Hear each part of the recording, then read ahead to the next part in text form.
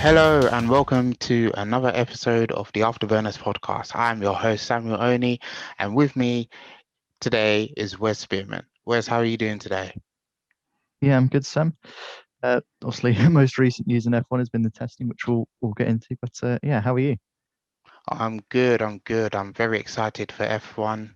New season almost here. Just 1 week to go. Shall we start? Ready? Yeah, let's get straight So into it. today, with some sad news, is that over the weekend, Murray Walker, the great F1 commentator, passed away at the age of 97, which was very sad.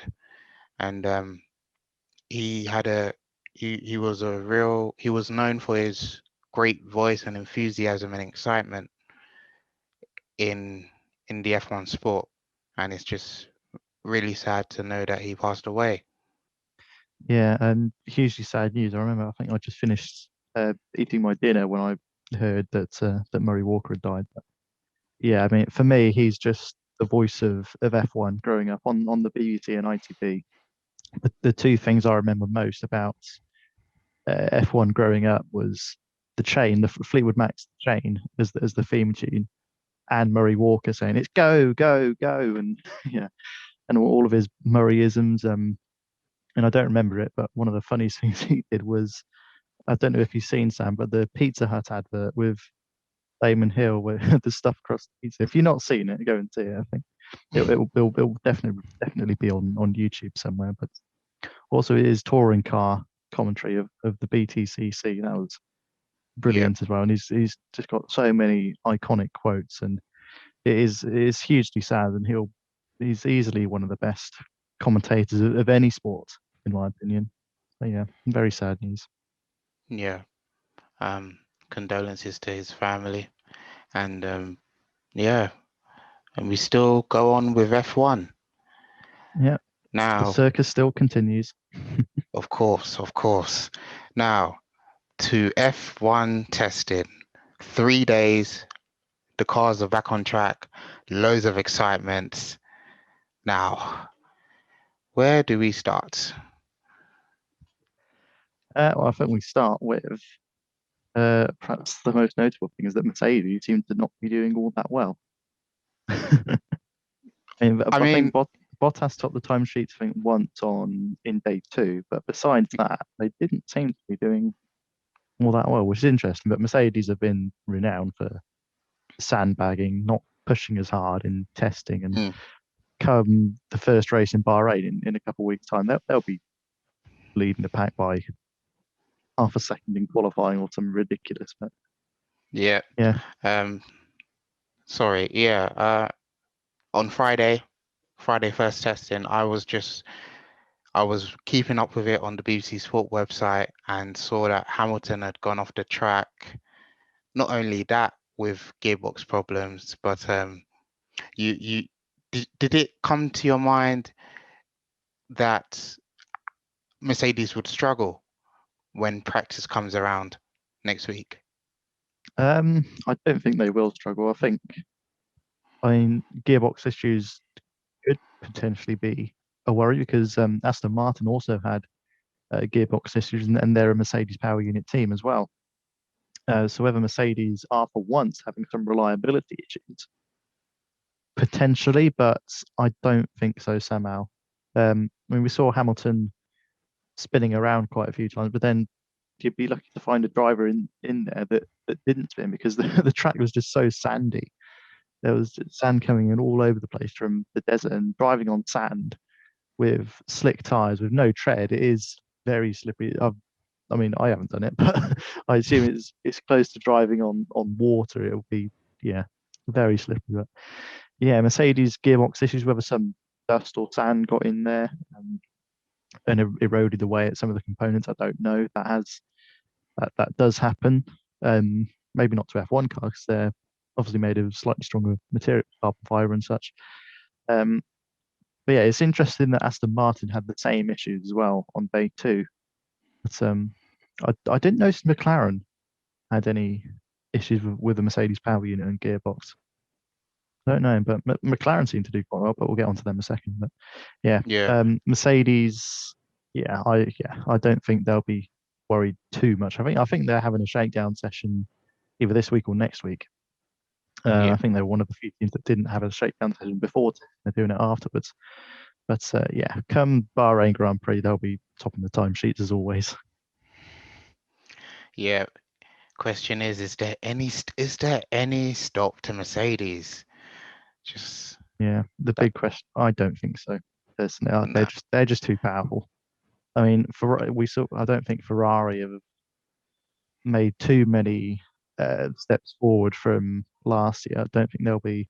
I think this season will be quite similar to last. I'll put it that way because the regulation changes have been pushed back. There have been a couple of changes, but not as many as we'll see next year. And I think next year, fingers crossed, we'll see some close racing. But yeah, for this year, I would expect the results to be very similar to last year. Um, moving on to McLaren. Just summarizing McLaren's progress over the 3 days of testing. How did you feel about it? What do you think of them? Because they look Uh, I good. Yeah, I think they did quite well. Unfortunately, not perhaps not as many laps under their belt as they would have liked. Third least with 327. Funny enough, Yeah, ahead of the other two Mercedes powered unit teams, Aston Martin and Mercedes. Mercedes actually 304 laps, the lowest of all the teams. But we saw McLaren had good pace as well. Ricardo and Norris yeah. topping the timesheets on days 1 and 2. I think that Hmm. looks quite promising. It does. Switching back to Mercedes engines this year for the first time in 7 years. I reckon. I mean, they're on an upward curve, McLaren. I think over the last few years with Norris and Sainz, both drivers getting podiums. Hopefully, we'll see more of that this year, more regular podiums as well Yeah. with Ricardo and Norris, and maybe. I mean, this is just this is me hoping as a McLaren fan and speculating that maybe a race win, but yeah, I wouldn't put too much money on that to be honest. Maybe I think going on that, maybe a race win at Silverstone to be That'd be correct. brilliant. That'd be perfect, wouldn't it? It would. It Would you would. rather have Ricardo or Norris on the top step at Silverstone though? Oh, Rather have Norris, Norris, Norris. yeah, I would love for Norris to win a race. I really would because he I mean he hasn't been in the sport for so long. I think uh, yeah, 2019 yeah. he made This is his his third debut. year. Yeah, Yeah. 2019. I mean if he were to win the British GP at Silverstone, I'll be so happy. All World the would just go McLaren mental. fans will be so happy. Yeah, Yeah, instead of waving orange flags and flares and stuff for Max Verstappen, it'd be orange for McLaren. It would just be exactly. yeah, brilliant if Norris. I mean, hopefully Norris can get a few more podiums this year. Got Yeah, was it one or two last year? He got one in the opening race, the yeah, Austrian Grand Prix. in I Austria. can't remember if he got another one off the top of my head, but yeah, hopefully he can just improve on that. Same with Ricardo, two podiums last year Yeah. for Renault, and arguably McLaren are a better team than Renault or Alpine this year. Um, Hmm. but, yeah, hopefully podiums for McLaren. That's what I'm hoping for anyway, as a McLaren fan. Yeah.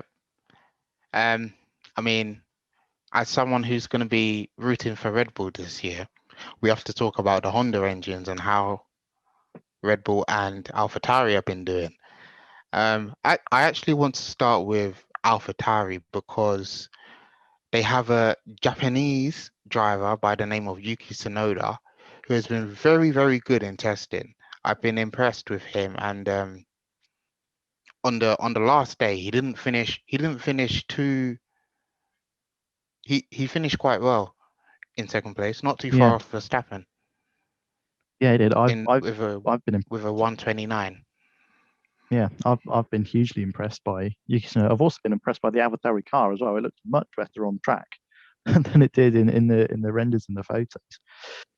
Yeah, as you say, Yuki Tsunoda finished second on day three in the time sheets with a 129.053, just less than a tenth of a second off Max Verstappen in the Red Bull. And Yeah, again, we don't know what sort of setups these cars are running, whether both of those laps were hot laps, qualifying laps from Verstappen and Tsunoda, or whether Tsunoda was on a qualifying lap, Verstappen was on sort of a fuel saving lap. I suspect he wasn't on a fuel saving lap doing a 1:28.9.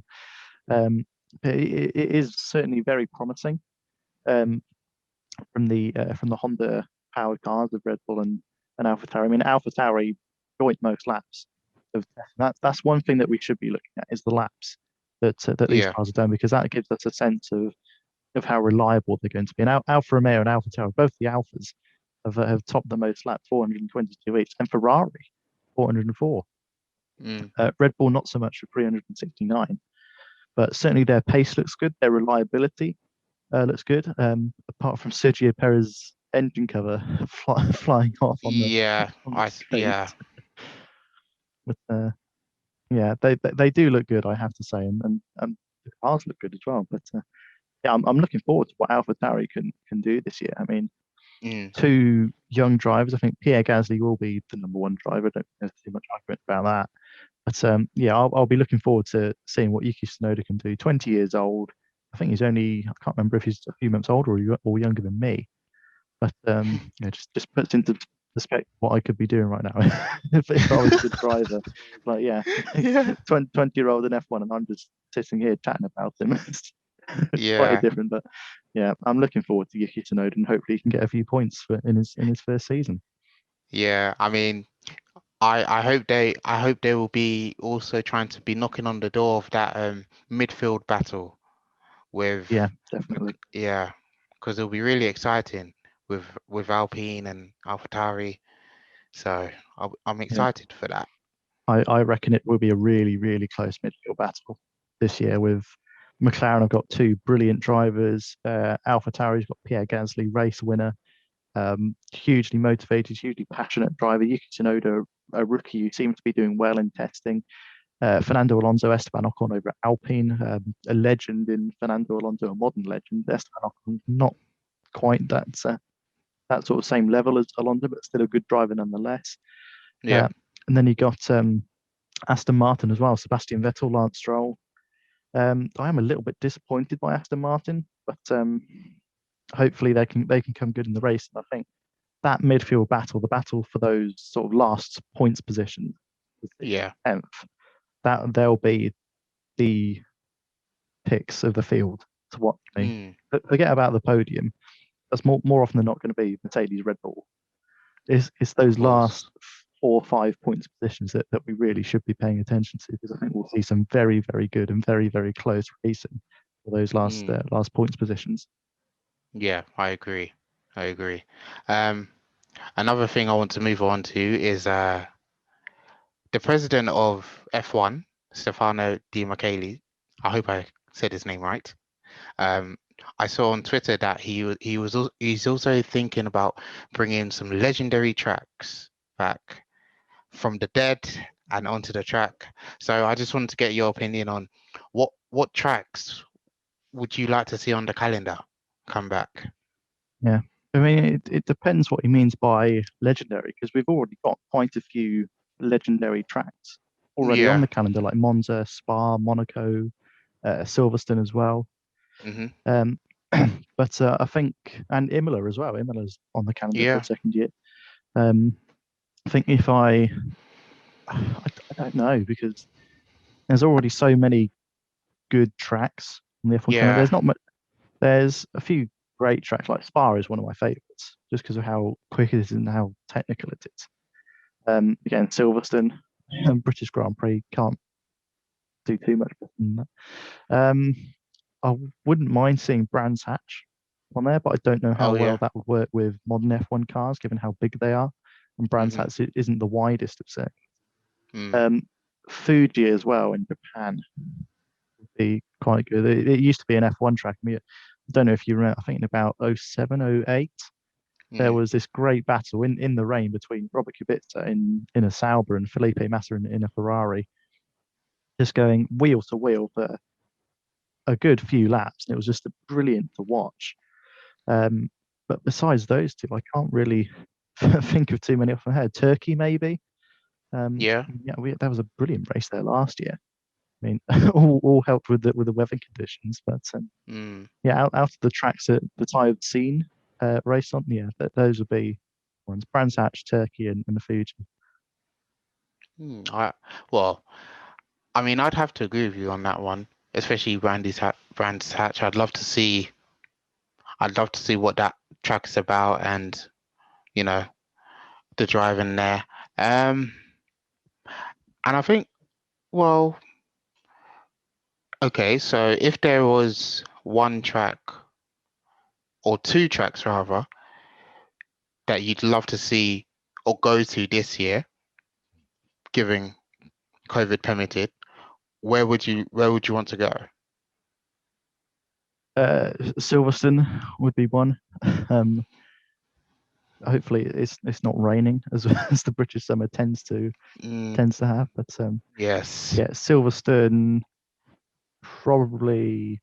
Just trying to think what corner I'd like to be sat at. Maybe Club Corner, the final chicane before the start finish line, or Luffield, the hairpin just before you get onto the straight where you got Stowe and then Maggots and Beckett.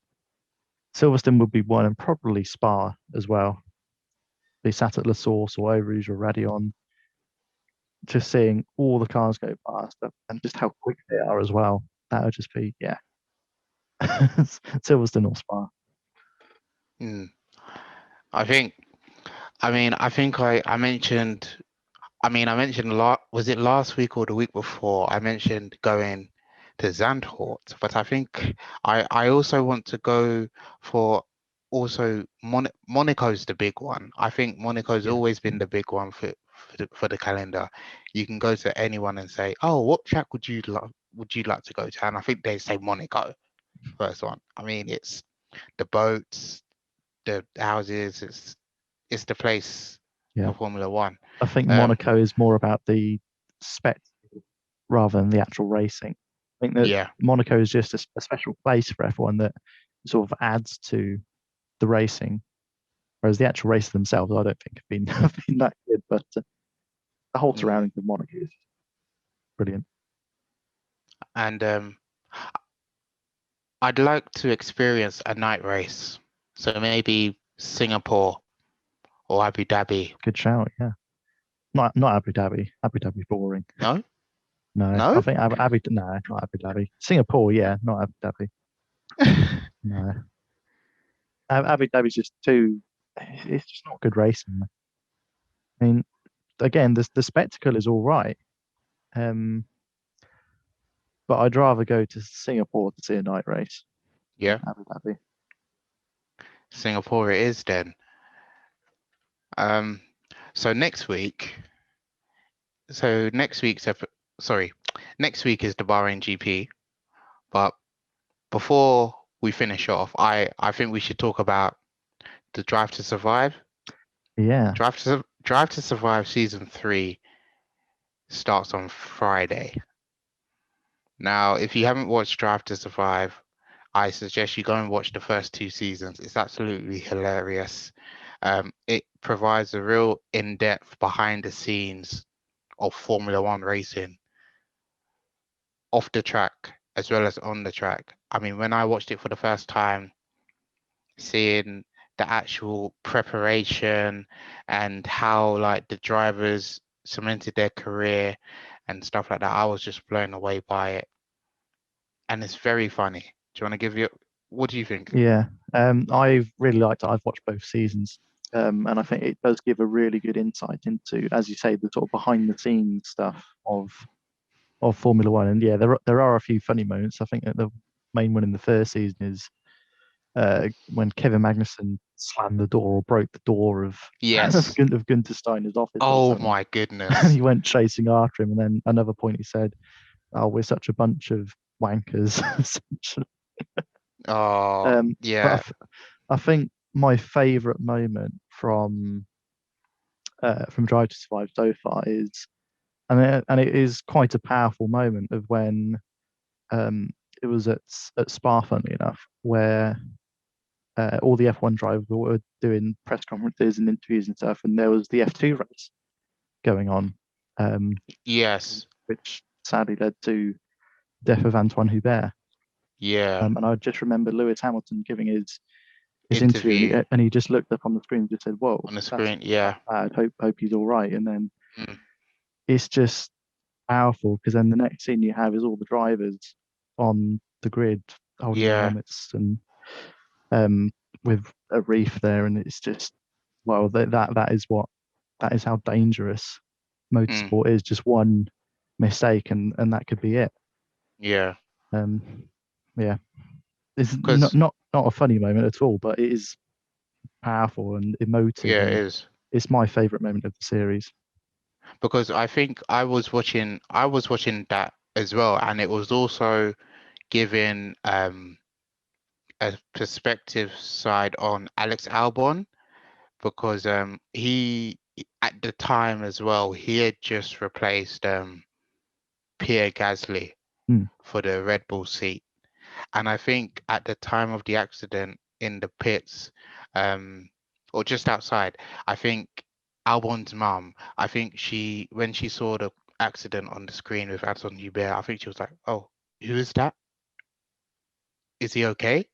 And then seeing the accident as well, which was really very, very sad. And like you said, it just highlights the like Formula One can be a dangerous sport, but I think I think in my opinion, since the Halo was introduced in 2018, 17, 2018, I think the sport has become a lot safer. yeah, 100%. Yes, there has been accidents on the track, and you see cars flying over each other into the barriers. But I think if not for that Halo, because the Halo is there, I think there are drivers that are still being like surviving today. Yeah, If it was there earlier, then drivers who have passed on, rest in peace, they would still be alive today. yeah, I agree. I mean, sadly, Hubert's accident was with the Halo. Um, but I mean, we've seen in recent years. I mean, take a look at last year, Romain Grosjean, his accident Oh at yeah, in Bahrain. Bahrain. If it wasn't for that Halo, then he possibly could have been knocked unconscious by the barrier, and he wouldn't have made it out of that fire alive. Hmm. Um, Charles Leclerc, another one, again at Spa at La Source in I think 2018, where I think it was Fernando Alonso who basically, if it wasn't for the halo, the tire of the car would have hit Leclerc in the head and possibly knocked him unconscious and caused severe brain damage despite the helmet in the hands and stuff. Yeah, Um, yeah, if it wasn't for the halo, then as you say, then those two drivers quite possibly wouldn't be alive today. And again, I've said this a few times, and the amount of time we talked about it, the safety in Formula One has come on leaps and bounds in the last few years. I mean, even the last 10 years, come on greatly, but driving cars at that speed still carries a great amount of risk. And props to all the drivers for doing that and going out and driving after they saw Hubert's accident. Because I think someone for Pierre Gasly, he was quite emotional about it as well. Because he grown up driving and racing with Hubert. For him to do that, it just shows a great amount of courage and bravery and resilience, I suppose, as well, to go out and yeah, do that and put their lives on the line every time they get into a car is yeah, it's just yeah. We've gone a bit off tangent there, but it is such a powerful moment in Drive to Survive. If you haven't seen it, do go see it because it is brilliant. And as you say, the third series about 2020 comes out this Friday. yeah. Um, just before we wrap up, what are you looking what are you looking forward to the most this season when we start racing next week? I think just the racing in general. Yeah, as we touched on earlier, that midfield battle I think is going to be huge this year. There's such high quality drivers in that year, and from what we've seen from test, you can't take too much from test because we don't know what setups the cars are running, what programs they're doing. But it seems that, as I mentioned earlier, this season does look quite good for the midfield. I mean, the top two, Mercedes, Red Bull, they'll be first and second. I'm fairly sure about that in the constructors and probably the drivers' championship as well. Um, but yeah, it's that battle for third, fourth, fifth place in the constructors. I think will be very, very interesting and exciting. Watch between McLaren, Aston Martin, Alpha Tauri, Alpine, maybe even Haas if they get up there. I doubt they will. Um, Yeah, but yeah, it's that midfield battle, those last few points positions that I think are going to be very exciting. yeah, I agree with you. And just before I close, this time next week is race week will be race weekend. This tu- so this episode next week, there will also be a quiz on Bahrain. Hint, learn the pole sitters for Bahrain. Oh, interesting. So there will be a quiz next week. So watch out for that. So you've been watching the AfterBurners podcast, and we'll be back again next week. So thank you. I hope you've enjoyed it. It's a goodbye from me, your host, Sam Oni, and a goodbye from Wes. And Goodbye. see you Thank you next for listening. week. See you next week when we'll be talking for the first race in Bahrain.